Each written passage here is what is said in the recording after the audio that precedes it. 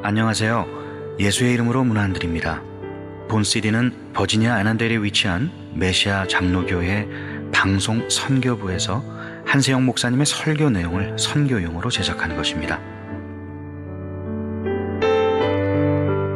설교를 들으시고 예수 그리스도에 대해 알기를 원하시거나 예수를 믿고 신앙생활 하시기를 원하시는 분은 교회 전화 703-941-4447로 연락해 주시면 성심성의껏 도와드리겠습니다.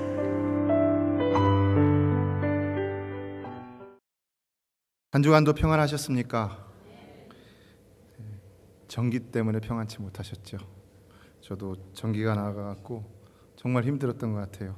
지난 주일 친교실에서 예배드리는데 제네레이터를 돌려서 우리가 선풍기를 돌릴 수 있는 이런 은총을 전기가 나간 중에도 누렸는데, 근데 저 있는 쪽에 이게 선풍기가 없어갖고 그렇지 않아도 제가 땀을 많이 흘리는데 정말 주체할 수 없는 땀 때문에 더 힘들었던 것 같습니다. 제가 왜 이렇게 예배 중에 땀을 많이 흘리는가? 근데 예배 중에 저는 굉장히 뜨거워요. 찬양할 때 뜨겁고 기도할 때 뜨겁고 말씀 전할 때 제 가슴이 막 벅차오르고 뜨겁습니다. 그래서 여기서 이렇게 가슴에다가 손을 대보면 진짜 뜨거워요. 지금도 여기다 대니까 뜨거워요. 근데 오늘은 땀을 많이 안 흘릴 것입니다. 왜냐하면 여러분이 모르는 곳에 팬이 숨겨져 있기 때문입니다. 사랑하는 성도 여러분, 그러나 우리 하나님께서 주시는 뜨거움은 우리가 막지 말아야 할 줄로 믿습니다. 하나님 주시는 뜨거움은 절대로 막으면 안 됩니다. 그것이 과연 우리의 죄악을 살르고 우리의 잘못된 인격을 살르고 그것이 우리의 잘못된 습관을 살라버립니다. 우리도 우리를 어찌할 줄 모르는 거예요. 오늘 말씀을 듣고 내가 이렇게 하겠습니다 하지만 나가서 할 때 내 의지대로 살아갈 수 있느냐? 어느 정도까지야 그렇게 할 수 있겠죠. 그러나 그 이상은 하나님의 역사라는 것입니다. 구원도 하나님의 신비의 역사입니다. 그러나 우리가 구원을 이루어가는 과정도 하나님의 신비의 역사 속에 이루어갈 수 있는 줄로 믿습니다. 우리는 언제나 하나님의 은총 속에 사는 것입니다. 그래서 오늘도 나는 죽었습니다 하고 하나님 앞에 내 자신을 내어 맡길 수 있어야 되지, 내 뭐 생각으로 이것저것 생각하면서 나오면은요 오히려 근심만 더할 뿐인 것입니다. 여러분의 모든 근심과 걱정을 다 주님께 내려놓으시기를 바랍니다. 여러분은 그 근심과 걱정을 책임질 수 없기 때문에 근심하는 거지만, 그러나 우리 주님은 다 책임지실 수 있는 줄로 믿습니다. 우리가 따가운 태양빛은 피해도요, 주님 주시는 이 성령의 뜨거운 빛은 피하지 말아야 됩니다. 순수한 하나님의 성령의 빛, 사도 바울은 그 빛 가운데 꼬꾸라졌잖아요. 그 꼬꾸라진 가운데 주님을 만났잖아요. 우리도 그 빛 가운데 주님을 만날 수 있어야 할 줄로 믿습니다. 그 주님을 만나야 됩니다. 그 주님을 만나서 우리 삶이 변화되는 것을 우리는 반드시 체험해야 되는 것입니다. 얼마 전 뉴스를 보니까 태양보다 더 뜨거운 빛이 발견이 됐다고 합니다. 발명이라고 그러더라고요. 무슨 대형 무슨 이렇게 중이온 이 중력기에다가 돌려갖고 했는데 이 금이온이 충돌하면서 발생하는 빛이 섭씨 4조도라고 합니다. 4천도도 아니고 4만도도 아니고 4억도도 아니고 4조도라는 것입니다. 이해가 좀 되죠? 이제 처음 들었을 땐 이해가 안 되시죠? 얼마나 뜨겁겠습니까? 굉장히 높은 열이에요. 그러나 여러분, 그 열이 과연 우리의 죄악을 태울 수가 있겠습니까? 우리의 잘못된 습관들을 태울 수가 있겠습니까? 우리의 질병을 태울 수가 있겠습니까? 우리의 상처난 영혼을 태우고 새롭게 할 수가 있겠습니까? 그러나 성령의 불은 능히 그것을 다 할 수 있는 줄로 믿습니다. 그 영을 우리는 사모하면서 오늘도 이 시간 나와야 되는 것입니다. 우리가 교만해갖고 오늘도 내 자아가 살아갖고 주님 앞에 나와서 예배하면은요, 역시 나는 내 신앙생활하는 것이지 하나님의 신앙생활하는 거 아닙니다. 그렇게 살아가면은 우리 신앙생활이 내 종교를 믿는 것이지 말씀대로 하나님의 역사 가운데 은혜로서 사는 것이 아닌 것이죠. 그래서 오늘 이 시간 하나님이 주시는 은총의 불을 사모하시고, 그래서 말씀과 찬양과 또 기도와 모든 것 가운데 임재하시는 하나님의 역사를 통해서 오늘 여러분의 심령이 새롭게 변화될 수 있게 되기를 주의 이름으로 축원합니다. 우리 예배는 분명히 예배를 통해서 전심으로 하나님을 예배할 뿐만 아니라 우리의 삶이 달라지는 그런 예배가 될 수 있어야 되는 것입니다. 마음과 생각과 말과 행실이 달라지는 그런 것이 있어야 되는 것입니다. 이렇게 되는 것이 진정한 행복인 것이죠. 행복 무엇입니까? 미국 MBC TV의 앵커우먼이었던 제시카 사비치라는 사람이 있었는데요. 이 사람은 33세의 젊은 나이에 50만 불의 연봉을 받을 정도로 그 옛날에 그렇게 아주 성공적인 삶을 빠르게 살았던 사람이었습니다. 그런데 1983년도에 교통사고로 죽었습니다. 그런데 그가 죽기 전에 이런 말을 했다고 합니다. 성공이 행복을 가져오는 게 아닙니다. 성공은 했으나 기쁨이 없었습니다. 익숙한 말이죠. 낯설지 않은 말이죠. 실제로 그의 삶을 보니까 뉴스 디렉터와 10년간 온앤오프 릴레이션십으로 이렇게 살았고, 그리고 그 관계 속에서 굉장히 힘든 삶을 살았고, 또 33세의 나이에 벌써 결혼을 2번이나 한 이런 경력이 있을 정도로 좋지 않았던 삶을 볼 수가 있었습니다. 그런 그가 마지막 죽음의 때에 과연 성공이 행복인가? 이것을 우리에게 다시 질문하면서 그것은 결코 아니라는 해답까지 주면서 과연 우리의 행복은 무엇인가 하는 그런 숙제를 남겨주었다는 것입니다. 성공을 했지만 기쁨이 없다는 말은 뭡니까? 행복은 결코 환경이 가져다 주는 것은 아니라는 것을 다시 한번 우리에게 리마인드 시켜주고 있는 것이죠. 어제 새벽에도 말씀드렸습니다. 어느 분이 하나님 앞에 기도합니다. 하나님, 나 돈 많이 벌어 11조 많이 하게 해주세요. 그래서 하나님께서 그에게 정말 부자가 되는 그런 축복을 주셨습니다. 그런데 그의 삶이 그 이후로 더 안 됐다는 것입니다. 그 이전엔 정말 오손도손 작은 가게를 하면서, 구멍가게를 하면서도 행복한 가정을 이루고 자녀들과 사랑을 나누면서 있을 수 있었는데, 돈을 많이 벌기 시작하면서 헌금은 많이 하고 11조도 많이 하는데도 불구하고 성도들과의 관계가 깨어지기 시작하고 자꾸 눈이 교만해지기 시작했고, 그리고 눈을 다른 데로 돌려서 아내의 관계가 멀어지기 시작합니다. 결국 바람이 나서 이혼을 하고 사업도 망하고 도망가다시피 다른 곳으로 간 것을 보았습니다. 여러분, 과연 행복이 무엇이겠습니까? 여러분도 혹시 이 사람과 같은 이런 기도를 드리면서 하나님 앞에 어떤 축복을 구하고 있지는 않습니까? 하나님, 나도 좀 돈 많이 벌어 11조 많이 하게 해주세요. 나도 좀 하나님 나라 의를 위해서 열심히 최선을 다할 수 있도록, 이것도 하고 저것도 할 수 있도록 하나님 나에게 많은 것을 허락해 주세요. 좋은 기도입니다. 그러나 문제는 무엇입니까? 우리가 그보다 먼저 하나님 나라와 의를 위한, 또 우리 자신이 그것을 충분히 감당할 수 있는, 그것을 위해서 감당할 수 있는 그릇이 준비되지 않고 그것을 위해서 구한다면은 그것이 물질을 위한 무력의 기도인 것이지, 과연 하나님 나라를 위한, 하나님의 의를 위한 그런 기도라고 할 수가 없다는 것입니다. 여러분의 인격이, 여러분의 부부 관계가, 가정에서의 삶이, 또 여러분의 물질 삶이, 또 문화적인 생활이 어떤 소비의 생활이라 할지라도 다 하나님 앞에 합당하고 행복한 삶이 되시기를 주의 이름으로 축원합니다. 물질은 다 하나님이 주셔도요, 여전히 누구의 것입니까? 내 거예요?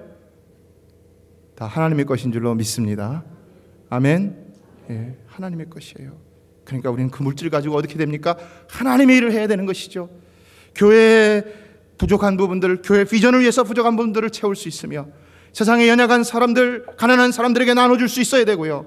그리고 저 선교지를 향하여서 열방에 죽어가는 영혼들을 향해서 우리가 과감히 투자할 수 있어야 되는데, 내가 투자하는 것이 아니라 하나님께 그렇게 쓰라고 주시는 것이라는 것입니다.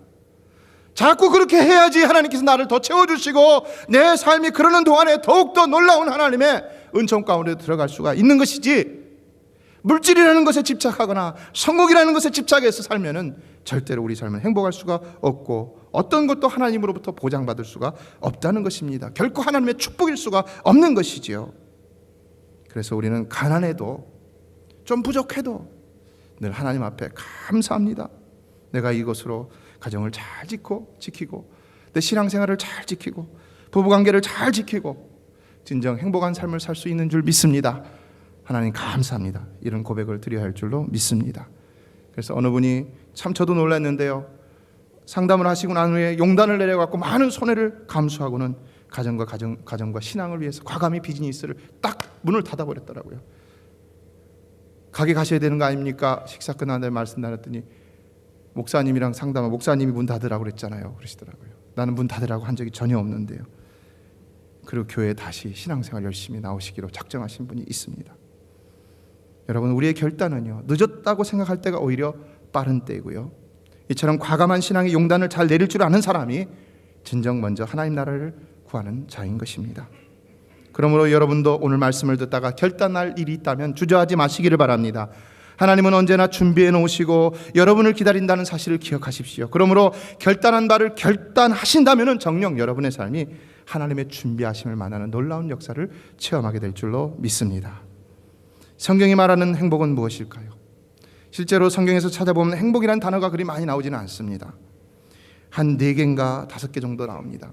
다만 이것이 원문을 보면은 행복이라고만 나오는 것이 아니라 행복이라는 단어가 축복이라는 단어로도 번역이 되기도 하고 또 복이라는 단어도 이게 번역이 되기도 하고 여러 가지로 이렇게 지복이라는 단어도 번역이 되기도 하고 이게 다르게 나오는 것을 볼 수가 있는데, 자, 오늘 본문에서는 직접 행복이라는 단어를 사용하고 있습니다. 자, 그렇다면 진정한 행복, 과연 성경이 말하는 진정한 행복, 사도 바울을 통해서 주시는 진정한 행복, 그것은 무엇인가? 오늘 말씀을 살펴보면서 함께 은혜를 나누도록 하겠습니다. 오늘 말씀에서 말하는 진정한 행복은 무엇일까요? 6절에 이렇게 기록하고 있습니다. 다 같이 6절 말씀을 읽겠습니다. 시작. 이란 것이 없이 하나님께 의로 여기심을 받는 사람의 행복에 대하여 다윗의 말한 바. 과연 진정한 행복은 어디 있다는 것입니까? 여기서 말하는 행복의 진정한 행복은 이란 것이 없이 하나님께 의롭다 여기심을 받는 데 있다는 것입니다. 이란 것이 없이. 여기 행복이라는 말은 축복이나 지복이라는 말로 번역되기도 한다고 그랬죠. 고전 헬라어 문헌에서 보면은 이 단어가 뭐뭐 한 자는 행복하다라는 이런 공식적인 문구로 자주 표현이 됐는데, 이에 대해서 아리스토텔레스는 이 단어를 써갖고 이 축복된 선포라는 의미로 전문적으로 사용했던 것을 볼 수가 있습니다. 행복, 그것은 꼭 축복된 선포다. 그래갖고 우리가 팔복이나 오늘 본문에 인용되는 이 다윗의 시편도 보면은 영어 성경에서 보면은 뭐라고 되어 있냐면은 뭐는 행복한 자다 이렇게 되어 있지 않고요. 영어 성경에 먼저 blessed are 이렇게 나와 있습니다. 여기 나와 있죠. 스크린에 blessed are. 팔복에서 보면 복 있는 사람은 이렇게 나오죠. 시편 1편에서도 그렇죠. 이거는 선포라는 것입니다. 선포, 축복된 선포. 행복은 곧 무엇이 행복이냐? 하나님이 복되다고 선포하는 자가 진정 행복한 자라는 것입니다. 믿으십니까? 하나님이 복되다고 선포하는 자. 여러분은 다 하나님이 복되다고 선포하셔서 오늘 이 시간 주님 앞에 나올 수 있는 줄로 믿습니다. 진정한 행복은요, 우리 인생 안에서 찾을 수가 없습니다. 그것은 오직 하나님 안에서만 있는 것입니다. 그러므로 우리 인생이 진정한 행복을 찾고자 한다면 분명 진정한 행복의 주인이신 하나님 안으로 들어가야만 한다는 것입니다. 그래서 참된 행복이라는 것은요, 하나님과의 관계 속에서 오는 것입니다. 그러므로 오늘 6절을 다시 보면은 이렇게 말씀하고 있는 것입니다. 이라는 것이 없이 하나님께 의로 여기심을 받는 것이다. 이라는 것이 없이 하나님께 의로 여기심을 받는다. 무슨 말일까요? 여기서 일은 행위라고 할 수 있습니다. 특히 이 일은 어떤 일에 대한 행위냐? 의롭게 될 수 있는 율법의 행위, 공적들이라 할 수 있습니다. 유대인들의 지금까지의 생각은 그랬습니다. 자신들이 어떻게 해야지 의롭게 될 수 있느냐, 특별히 하나님 앞에서 의롭다 인정함을 받을 수 있느냐, 그것은 내가 율법의 말씀을 잘 지키며 율법에서 행하라고 했던 모든 명령들을 이렇게도 하고 저렇게도 하고 구제도 하고 뭐도 하고 말씀 묵상도 하고 아침에 일어나서 말씀 묵상도 하고 말씀을 암송하고 가르치고 또 행하고, 그렇게 해야만이 의롭다고 생각을 했습니다. 율법을 엄격히 지키는 행위, 그것을 지킴으로 쌓는 공적이나 공로, 이것이 바로 그들을 의롭게 만든다고 했다는 것입니다. 그러나 지금 사도 바울은 뭐라고 말하고 있다는 것입니까? 그런 것이 없어도 다 의로 여기심을 받을 수가 있다고 말하고 있다는 것입니다. 여러분, 이것이 가능한 일입니까? 오늘날 여러분들이 일상생활 속에서 기도도 안 하고 말씀도 안 보고 전도도 안 하고, 아니 하나님에 대해서는 조금도 생각하지 않고 그냥 가만히 있다가 주님 앞에 딱 나와갖고 하나님 앞에 예배하는, 어떤 행위도 하지 않고 주님 앞에 나와서 딱 예배하는 이 한 가지만 가지고도 여러분이 의롭다 할 수가 있겠습니까? 그러나 하나님은 분명히 의롭다고 하실 수가 있다는 것을 지금 본문은 말씀하고 있다는 것입니다. 게다가 더 거슬러 올라가면 지금 이 6절의 내용을 좀 더 구체적으로 설명하고 있는 4절로 5절의 내용 가운데 특히 5절에 말하고 있습니다. 같이 읽어볼까요? 시작. 이를 아니할지라도 경건치 아니한 자를 의롭다 하시는 이를 믿는 자에게는 그의 믿음을 의로 여기시나니. 이게 무슨 말입니까? 좀 더 구체화시키고 있죠. 이를 아니한다는 말과 경건치 아니하다는 말은 같은 의미이지만 강조가 되고 있는 것을 볼 수 있습니다. 이를 아니한다는 말은 아까 그 의를 뭡니까? 의를 위해 하는 일, 의를 얻기 위해서 아무런 수고도 하지 않는다는 것입니다. 말씀드린 대로 기도도 안 하고 말씀도 안 보고 경건생활에 게으르고 구제도 안 하고 전도도 안 하고, 그리고 또 두 번째 경건치 아니한 자. 이 경건치 아니한 자라는 것은요, 일을 아니한다는 것보다 더 무서운 것입니다. 이 경건치 않다는 말은 왜 무섭냐면 이거는 죄인이라는 의미가 더 강하게 포함되어 있기 때문인 것입니다. 다시 말해 죄가 많은 자라는 것입니다. 경건치 않은 자 이꼬로 죄가 많은 자. 그런데 이처럼 일도 안 하고 경건을 위해서 일도 안 하고 일을 위해서 수고도 안 하고 기도도 안 하고 말씀도 안 보고, 그리고 이렇게 경건치 않은 오히려 죄가 많은 자를 하나님은 의롭다라고 말씀하신다는 것입니다. 여러분, 이것이 가능하겠습니까? 이것이 실제로 당시 사도 바울이 있을 당시에 그 이전에 유대인들의, 지금도 그런 유대인들이 많죠.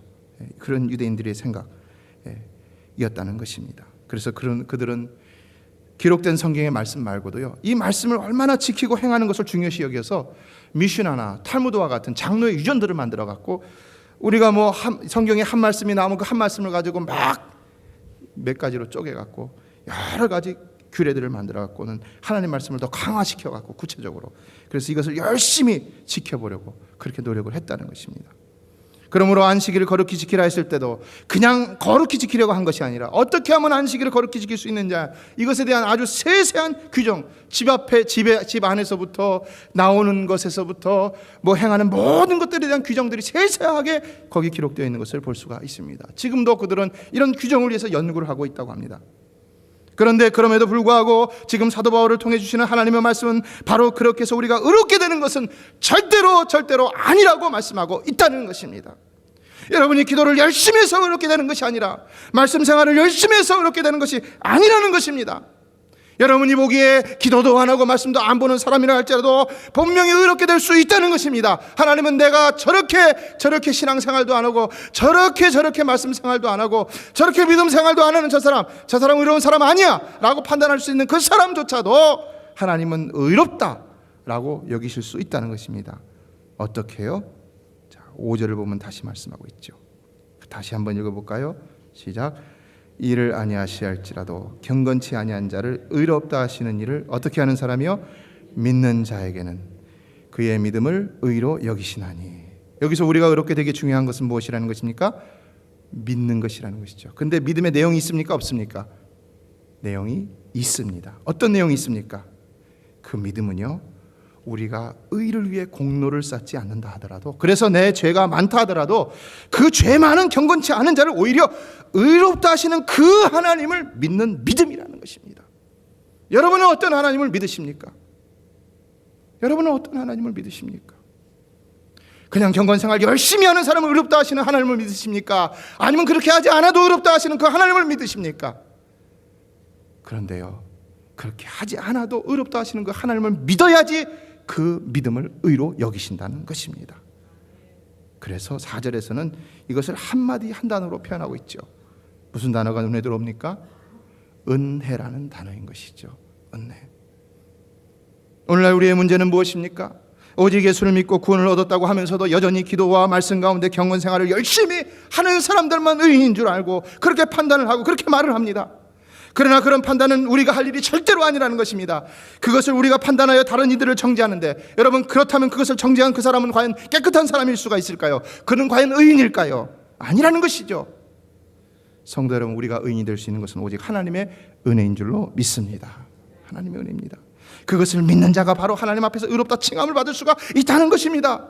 우리가 어떤 모습이 되었든 그 모습 그대로 오직 주 예수의 보혈을 힘입고 나올 때 의롭다 인정해 주시는 그 하나님을 믿는 그 믿음만이 우리를 진정 의롭다 칭함을 받게 할 수가 있다는 것입니다. 그러므로 이와 같이 오직 믿음으로 의롭게 돼서 하나님 앞에 들어오는, 지금 이 믿음으로 의롭게 되는 이 신득이, 이것이야말로 인간의 가장 본원적인 행복이 되는 것입니다. 여러분 믿으십니까? 아직도 이것을 믿지 못해서 하나님이 주신 행복을 누리고 있지는 못하십니까? 아직도 이것을 믿지 못해갖고 다른 그 경건의 삶을 내 삶의 율법의 굴레로 만들어 버리고 있지는 않습니까? 아직도 이것을 믿지 못해갖고 그 굴레를 가지고 다른 사람에게 뒤집어 씌워서 다른 사람을 힘들게 만들고, 그로 인하여 내가 더 날마다 다른 사람들을 보면서 힘들어하는 그런 삶을 살아가고 있지는 않습니까? 성도 여러분, 우리는 진정 참된 믿음을 가져야 할 줄로 믿습니다. 참된 믿음입니다. 그 참된 믿음이 진정 우리를 행복한 길로 인도한다는 것입니다. 두 번째, 오늘 사도 바울은 7절로 8절에서 그 의롭게 됨을 인하여 얻는 그 행복을 좀 더 구체적으로 이렇게 표현하고 있습니다. 다윗의 고백을 인용해서 말하고 있는데요, 다 같이 한번 읽어볼까요? 시작. 그 불법을 사하심을 받고 그 죄를 가리우심을 받는 자는 복이 있고 주께서 그 죄를 인정치 아니하실 사람은 복이 있도다 함과 같으니라. 이건 또 뭘 말씀하고 있는 것입니까? 흥미로운 사실은 이것이 다윗의 고백이지만 그러나 사실은 사도 바울의 고백이기도 하다는 것입니다. 사도 바울이 이걸 말하고 싶었어요. 사도 바울은 정말 이런 사람이었습니다. 보세요, 사도 바울이 회심하기 전에 어떤 사람이었습니까? 그는 당대 최고의 학문이라 하는 헬라 철학을 마스터한 사람으로서 아덴에서의 그 논쟁 가운데서 그는 이겼던 사람입니다. 그 궤변론자들, 그 철학가들을 감히 이겼던 자였습니다. 철학의 중심에서. 또 당대 최고의 율법학자인 가말리엘 문화에서 율법을 마스터했던 사람이죠. 타고난 혈통도 히브리인 중에 히브리인이고 바리새인 중에 바리새인이요. 따라서 그는 스데반 집사를 죽이는 일에도 앞장섰던 민족의 지도자 중에 하나였던 차세대 지도자였습니다. 또한 거기에 더하여서 로마의 시민권을 가진 자였습니다. 여러분, 얼마나 사람들이 부러워했겠습니까? 그는 다 부러워하는 선망의 대상이 되었습니다. 그런데 그가 과연 행복했느냐? 행복했을까요? 여러분은 과연 행복하십니까? 과연 그가 그런 위치에서 누리는 행복은 무엇이었을까요? 그런데 그가 예수를 만났습니다. 예수를 만났습니다. 그러면 행복할 수 있는 줄로 믿습니다. 그런데도 아이러니한 일은 그가 고백하는 로마서 7장을 보면은 그가 여전히 행복을 누리지 못하고 있음을 알 수가 있다는 것입니다. 예수를 만났는데도 행복을 못 누리고 있어요. 예수를 만나 변화되었는데도 행복을 못 누리고 있어요. 그 고백이 뭡니까? 로마서 7장 24절 다 같이 읽어보겠습니다. 시작. 오라 나는 곤고한 사람이로다. 이 사망의 몸에서 누가 나를 건져내랴. 왜 이런 고백을 하고 있습니까? 그도 여전히 예수 만나고도 죄로 인하여서 곤고한 사람이 되었고 죽을 사람이 되었다고 갈등하며 고백을 하고 있다는 것입니다. 왜 그럴까요? 왜요? 바로 죄 문제가 그를 발목을 잡고 있었기 때문인 것이죠. 죄 문제. 아무리 우리 인생이 화려한 성공을 이룬다 할지라도, 심지어는 예수를 만났다 할지라도 아직도 죄 문제가 우리의 발목을 잡고 있다면 누구도 행복할 수가 없다는 것입니다. 사실 이 바울의 고백은 그가 회심한 후 율법과 복음 사이에서 오는 내적 갈등 속에서 했던 말입니다. 그가 아직까지 율법을 버리지 못하고 있을 때에 예수를 믿었어도 그는 갈등 속에서 역시 율법의 정죄를 피할 수 없는 그런 마음의 상태로서 늘 어려운 삶을 살 수밖에 없었다는 것입니다. 성도 여러분, 말씀이 우리를 자유롭게 할 수 있어야 하는 줄로 믿습니다. 진리를 알지니 진리가 너희를 자유케 하리라고 그랬죠. 근데 진리가 우리를 얽매이고 자꾸 우리를 힘들게 만든다면 그 신앙이 과연 올바른 신앙이라고 할 수가 있겠느냐는 것입니다. 아니라는 것입니다. 그래서 여러분이 다른 사람을 말씀으로 정죄하지 말아야 됩니다. 왜냐하면 그러면 여러분도 스스로가 그 말씀으로 여러분 자신을 정죄하게 돼서 더 곤고하고 힘든 삶을 살 수밖에 없기 때문인 것입니다. 사도 바울의 경우 그래서 보면은 이미 로마서 1장 18절에서는 하나님께서는 모든 경건치 않은 자들에게 노와 분으로 하셨다는 이런 말을 합니다. 또 노와 분으로 하지 않으셨을 경우에는 로마서 3장 25절에 길이 참으시는 중에 간과하셨다고 그랬습니다. 여러분, 너무 그 힘들어하고 참고 힘든데 내가 그냥 참아준다 해갖고 그렇게 어려운 신앙생활 하지 말라는 것입니다. 근데 예수를 믿고도 율법의 굴레 아래 있으면 아직도 이럴 수가 있다는 것입니다. 그런데요, 이제 그가 참된 복음을 깨닫고 난 후에는 어떻게 변화가 되고 있습니까? 어떻게요? 로마서 8장 1절로 2절이 곧바로 고백하고 있죠. 다 같이 읽어보겠습니다. 시작. 그러므로 이제 그리스도 예수 안에 있는 자에게는 결코 정죄함이 없나니 이는 그리스도 예수 안에 있는 생명의 성령의 법이 죄와 사망의 법에서 너를 해방하였습니다. 사랑하는 성도 여러분, 정녕 우리는 예수 안에 있는 생명의 성령의 법으로 말미암아 죄로부터 해방된 자들인 줄로 믿습니다. 죄로부터 해방된 자들인 줄로 믿습니다. 여러분이 지난주에 지은 죄, 오늘 아침에 지은 죄 다 하나님 앞에 회개하기만 용서받을 수 있는 줄로 믿습니다. 용서받되 다시 기억하지 않으십니다. 이에 대해서 사도 바울은 이 자신의 이야기를 끌어들여 갖고 얘기하려면은 유대인들이 믿지 않을 것 같으니까 누구를 끌어들이고 있는 것입니까?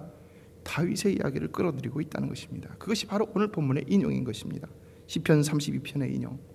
7절은 그 불법을 사하심을 받고 그 죄를 가리우심을 받은 자라고 한 것이고, 8절은 주께서 그 죄를 인정치 아니할 사람은 복이 있도다라고 했습니다. 이 시편 32편의 고백은요, 시편 51편 우리가 잘 아는 그 말씀이 있죠. 그 고백과 더불어서 다윗의 생에 있어서, 아니 한 인간이 이 세상에서 지을 수 있는 최악의 범죄인 살인과 간음이 복합된 가장 실책인 밧세바 사건을 철저히 회개하고 죄사함을 받은 이후에 얻은 기쁨으로 노래한 시입니다. 그가 밧세바를 간음했습니다. 남의 아내였습니다. 그가 왕이었지만 남의 아내였습니다. 또 그의 남편이자 가장 충실한 자신의 신하였던 우리아를 갖다 전쟁터에 일선에 내보내서 죽였습니다. 여러분, 이거 죄가 아닙니까? 불법이 아닙니까? 불법도 얼마나 추잡하고 얼마나 잔인하고 얼마나 수치스러운 것입니까? 아마 오늘날 우리 가운데도 이런 죄까지 저지른 사람은 그렇게 많지 않을 겁니다. 그만큼 이 사람은 정말로 부끄러운 사람이었다는 것입니다. 그런데 하나님께서 그를 어떻게 하셨다는 것입니까? 어떻게 고백하고 있습니까? 시편 32편은 우리가 오늘 교동문에서 낭송을 했는데요, 이것도 하나님의 정말 우연의 일치, 하나님의 섭리 가운데 하나라고 생각을 하는데요, 하나님은 이 추잡한 불법을 사하시고 그 중한 죄를 가르셨으며 급기야 그 죄를 인정치 아니하셨다고 1절 2절에 처음부터 고백하고 있다는 것입니다. 어떻게 했는지는 이야기도 안 하고 먼저 이것부터 고백하고 있다는 것입니다. 여러분, 여기 불법을 사하셨다는 말은 뭔지 아십니까? 불법이라는 건 법이 없다는 겁니다. 무법하게 행했던 옛 기록들을 갖다가 완전히 삭제해버렸다는 것입니다. 컴퓨터 보면 딜리트 기능이 있죠. 딜리트, 삭제 기능. 탁 누르면 다 없어져 버리죠. 근데 없어지는 게 아니라 어딘가 남아있어요. 휴지통에 남아있든지 어딘가 남아있어요. 근데 우리 하나님은요, 컴퓨터에서 그걸 싹 흔적도 지우듯이, 아무도 전문가도 찾아낼 수 없듯이 그걸 완전히 죄를 다 싹 지워버리셨다는 것입니다. 믿으십니까? 네. 또 여기 그 죄를 가리우심을 받았다는 것은요, 항아리 속에 어떤 물건을 놓고는 뚜껑을 덮어갖고 완전히 봉하여 버리듯이 하나님께서 바로 그 죄라고 하는, 이 헬라어로 말하면 하마르티아라고 하는데, 이걸 갖다가 이 안에 놓고 완전히 봉하여 절대로 나오지 못하게 꽁꽁 싸매버리셨다는 것입니다. 나에게 죄가 영향을 끼칩니까? 못 끼칩니까? 못 끼치게 만든 것이죠. 그러나 문제는 뭡니까? 그래도 불구하고 이런 경우는 죄가 여전히 남아있다는 것입니다. 그런데 그 다음에 뭐라고 말합니까? 그 다음에 표현을 보면 그 죄를 어떻게 하지 않으셨다고 그랬어요? 인정치 아니하셨다고 그랬습니다. 여기 죄가 들어있어요, 분명히. 여기 쥐가 들어있어요. 근데 쥐가 아니라고 그러는 거예요. 여기 죄가 있는데 죄가 아니라고 그러는 거예요. 우리가 하나님 앞에서 살인하고 간음하고 범죄하고 도적질하고 사기치고 한데 하나님이 죄가 아니라고 하는 거예요. 여러분, 이루실 수 있다는 것을 믿으십니까? 왜 못 믿어요? 이걸 믿어야 의롭다 여기심을 받는다고 하는데 왜 못 믿으십니까? 믿으시기를 바랍니다. 믿으시기를 바랍니다. 여러분, 죄를 판단할 수 있는 사람은요, 목사가 아닙니다. 교회 당회가 아닙니다. 노예 재판국이 아닙니다. 총회 재판국이 아닙니다. 심지어는 이 법도 아니라는 것입니다. 이 법도, 이 말씀도 아니라는 것입니다. 이 말씀이 우리를 정죄하기 위해서 주어진 것이 아니라는 것입니다. 아니라는 것입니다. 여러분, 하나님 말씀 우리를 살리기 위해서 주신 줄로 믿습니다. 이건 정죄하기 위해서 주신 것이 아닙니다. 그러므로 우리가 하나님 앞에서 철저하게 회개하면서 눈물을 흘릴 때, 그래서 오늘 시편 32편 교동문을 보면 어떻습니까? 내가 토설지 아니할 때는 총일 신음함으로 내 뼈가 쇠하였지만 그러나 내가 내 죄를 주께 아뢰고 내 죄악을 숨기지 아니하니까 어떻게 하셨다는 것입니까? 주께서 사하셨다는 것입니다. 그래서 우리는 어떤 삶을 살아야 한다고 말하고 있는 것입니까? 이로 인하여 무릇 경건한 자는 주를 만날 기회를 타서 주께 기도할지라 진실로 홍수가 범람할지라도 저에게 미치지 못하리이다 라고 말씀하고 있다는 것입니다. 왜 우리가 기도해야 되느냐? 왜 우리가 주를 만날 기회를 타서 항상 하나님 앞에 기도로 깨어 있어야 하느냐? 그것은 이미 하나님께서 우리에게 은혜를 주셨고 또 주시고 또 주실 것이기 때문이라는 것입니다. 믿으십니까? 우리는 항상 이 은혜 속에 살아가는 것입니다. 얼마나 행복한 것입니까? 우리가 죄를 분별할 수 있는 능력은 상실됐습니다. 오직 하나님의 임의적인 주권에 맡길 수밖에 없는 것이 죄의 문제입니다. 그래서 우리는 오직 나의 죄를 용서하시고 도말하신 그 하나님의 은혜를 늘 믿으며 감사하고 또 늘 믿으며 그 앞에 나가서 회개하고 또 늘 믿으며 행복한 삶을 과연 살 수 있어야 된다는 것입니다. 주님께서 우리에게 모든 것을 이것을 위해서 다 해주셨습니다. 그 처절한 십자가 고난까지 다 받아주셨습니다. 우리 연약한 모든 것을 다 체휼해 주셨습니다. 그리고 우리를 보러 행복하라 하시는데 의롭다 인정하시며 믿으면 의롭다 인정하시며 행복할 것을 말씀하시는데 우리가 그것을 믿지 못하고 행복하지 못하면 어떻게 되겠습니까? 그러므로 너희가 회개하고 돌이켜 너희 죄 없이 함을 받으라.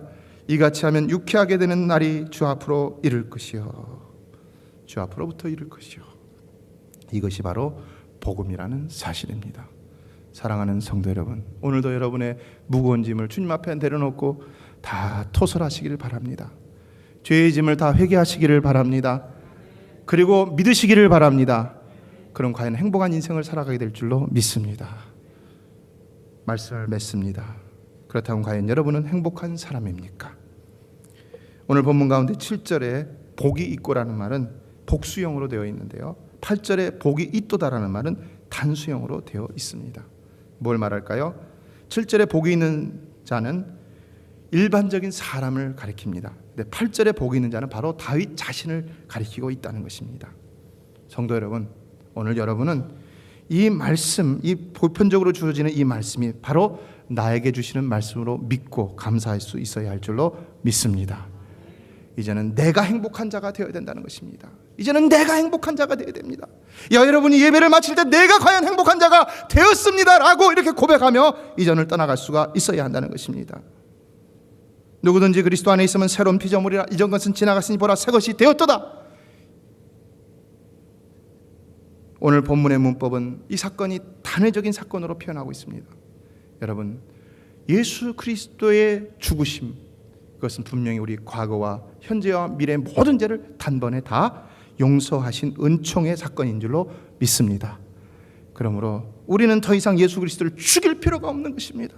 그건 우리의 그냥 하는 표현일 뿐인 것이지 실제로 그런 일은 일어나지 않다는 것입니다. 그래서 히브리서 10장에서는 이를 가르쳐서 한 영원한 자사라고 했습니다. Once for all. 우리의 앞으로의 지금의 죄, 앞으로의 모든 죄까지 다 그 십자가 한 번에 다 끝내신 것입니다. 그러므로 우리가 날마다 죄를 범한다 하더라도 사실은 염려할 필요가 없는 것입니다. 다만 우리 주님 앞에 부끄러운 모습으로 나아가 겸손하게 눈물을 흘리며 고하고, 주님 나를 불쌍히 여기시옵소서. 내가 이렇게 잘못했어도 하나님 용서하실 것을 믿습니다. 감히 믿습니다. 그렇게 기도하고 다시 그 밀려오는 행복감을 거부하지 말고 다시 새로운 삶으로 하나님 앞에 어찌했든지 간에 자충우돌의 삶을 산다 할지라도 주를 위한 그런 영광스러운 삶에 늘 행복한 가운데 나갈 수 있어야 하는 것입니다. 영국의 낭만파 시인 바이런이 어린 시절 학교에서 힘센 선배가 자기 친한 친구를 막 때리는 것을 보고는 막 달려갔다고 합니다. 근데 이 바이런은 핸디캡 퍼슨이었어요. 다리가 불편했어요. 그러니까 자기가 싸움을 잘하겠습니까? 그렇다면 가서 뭐라고 할까? 근데 이렇게 말했다는 것입니다. 선배, 친구를 몇 대나 때릴 생각입니까? 왜 물어봤을까요? 야, 네가 무슨 상관이야? 잔뜩 성난 선배가 말합니다. 그랬더니 바이런이 그 선배를 또렷이 보면서 말합니다. 나머지 절반은 내가 대신 맡겠습니다. 내가 대신 맡겠습니다. 여러분, 이게 누구의 음성입니까? 우리 하나님이, 예수님이 내가 대신. 우리가 아무리 죄인이요 그래서 죄값을 치료할 것이 많다고 하지만요, 우리 주님은 내가 대신 다 치루었다 말씀하시고 있다는 것입니다. 믿으십니까? 뿐만 아니라 내가 너를 등 뒤에서 밀고 있다. 내가 너와 함께한다. 내가 네 꿈을 이루기를 원한다. 그러나 그 꿈도 누가 주신 것입니까? 하나님이 주신 것이지요. 이 시간도 주의 성령께서 여러분과 함께 하시는 줄로 믿습니다. 그 성령님 의지하고요, 맡기십시오. 자꾸 우리가 살아있으니까 자꾸 거기서 벗어나려고 발버둥치는 것이죠. 그래서 내 의지로 살아가려고 하고 내 의지로 신앙생활 하려고 하는 것이죠.